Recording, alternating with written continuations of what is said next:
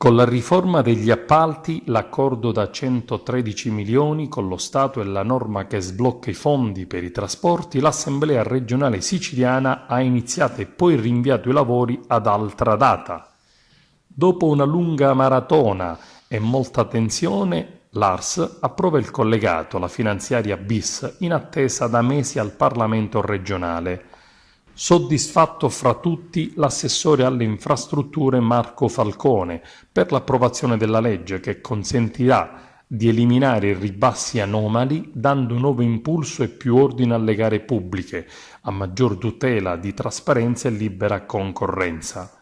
Nel testo approvato ci sono diverse norme, fondi per lo sport che arrivano dopo uno scontro su un finanziamento da 300.000 euro all'European Golf Tour e lo sblocco dei fondi per le province, che di fatto permette agli enti locali di utilizzare i 540 milioni stanziati dal governo nazionale per strade e scuole.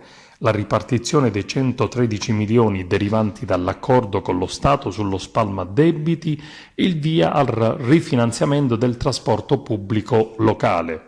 C'è poi il via libera al grande centro direzionale siciliano, una mega struttura che ospiterà tutti gli uffici regionali con fortissime critiche da parte dell'opposizione.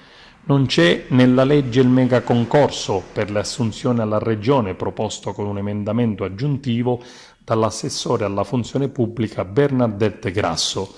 Il resto è stato rinviato a martedì, inclusa la norma per far ripartire i concorsi alla regione siciliana.